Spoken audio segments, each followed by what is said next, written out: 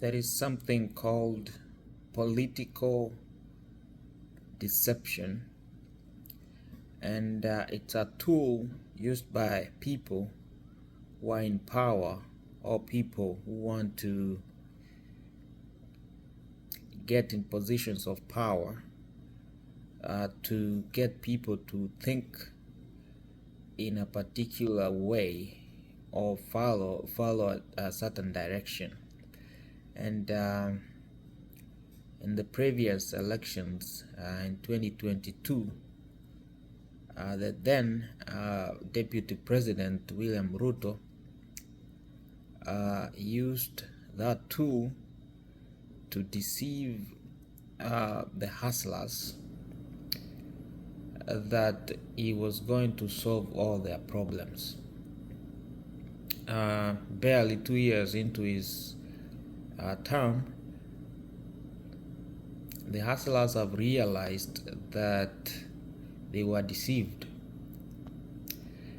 because of the 2024-25 finance bill, which has evoked serious reactions from people, especially those that are now called Gen Zs.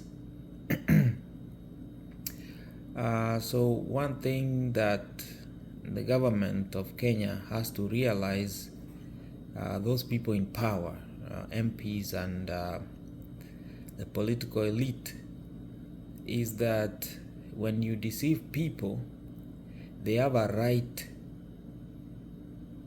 to perception. That means when you deceive them, however you want them to think, they also have a right to interpret your deception in particular ways. And now this time people are perceived that you are lying to them, and they have gone into the streets. The protests that you are seeing now, those are organic protests.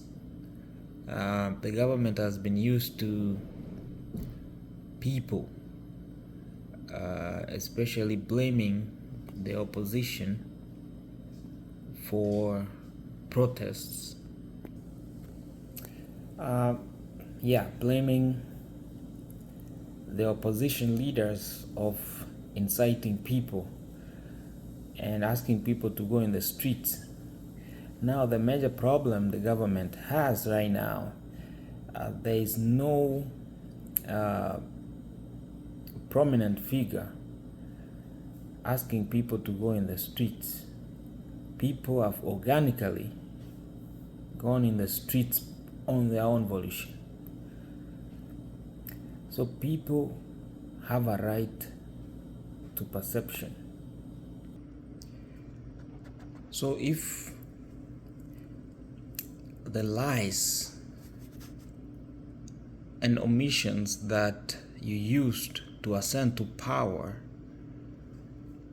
were acceptable at that time and were perceived to be okay at that time by the people, and those deceptions made those people to vote for you at that time, that means that you won at that time, because you perceived people and people you deceived people and they perceived that you are going to help them overcome their challenges, and you have kept on lying for 2 years that you met empty coffers, but you keep flying around the world spending millions of dollars or Kenyan money, and now people are saying enough is enough. You're saying that there are empty coffers, but you are living luxurious lives, and then you still lie that it's your friends who paid for the trip. You keep on lying before the election and after the election, and now people have interpreted your lies differently this time and not in your favor. But in the favor of the people of Kenya. So what we are saying is, if it was okay at that time to deceive people and get the people to follow your direction, you should be okay with people interpreting your new information differently. People have realized that you've been lying to them. Therefore, you should be okay with people realizing that you are lying and telling you to your face. One thing you should have done, because there's something called organized political communication or propaganda, where governments, liberal democracies use those kind of strategies called organized political communication, whereby they omit some information or distort some information. They sell propaganda. If you realize, if you look around the world, a lot of resources are utilized by those people in power, or those who want to get in power, to deceive people or to distort information or omit some information in the communication they make, so that people can favor them in the voting process. Or sometimes some omissions are necessary, where governments use propaganda or any form of that kind of information to get people to cool their temperatures down. So what KK government should have done was to have a post-election organized political communication system, whereby if they started with deceiving people, they had to find a way to soften people's hearts to survive until 2027.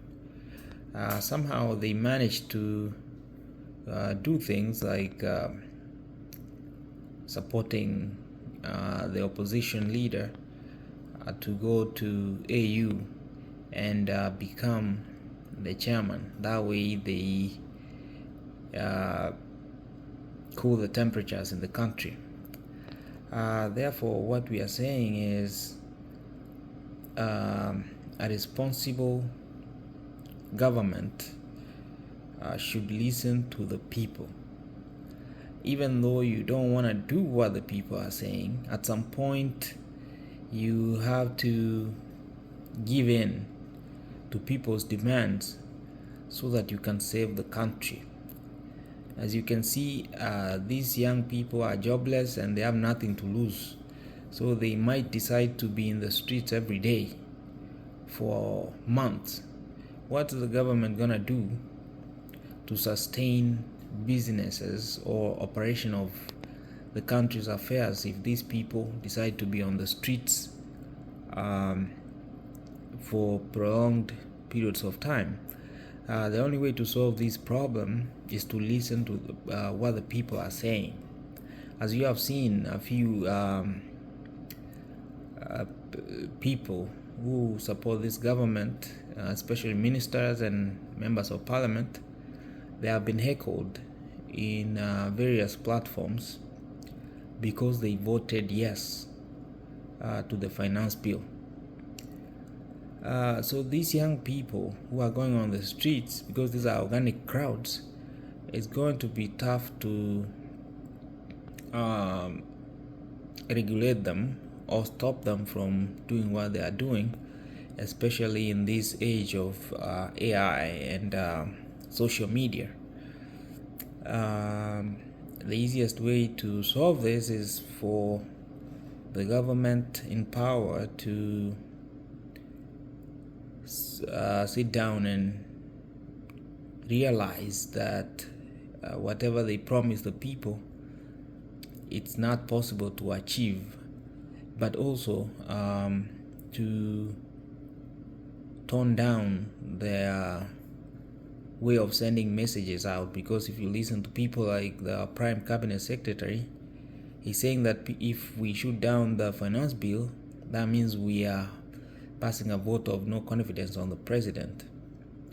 That is a way of distorting information, and that's political deception. Or some of them are saying that Gen Zs come in Ubers and they have not read the finance bill, and they're just in the streets to get content. That is another way of omitting information to deceive people. So they have to the people in government have to tone down their communication, ways of communication, so that we can cool the temperatures down. So the president has to put his troops in order. Maybe the people that are speaking, they are speaking the mind of the president. We don't know. And then the president comes out and says something different. And this government has been known that they are lying for some time now. And it's high time they changed their communication method so as to restore hope in the people. Because the only way you can cool the temperatures in the country is to sell hope to the people, just like you sold hope to the people before the 2022 general election. You sold people hope and they believed in you. You can still sell hope to them by realizing your mistakes and shooting down the finance bill and letting the people's voices win for once. Therefore, we request the government to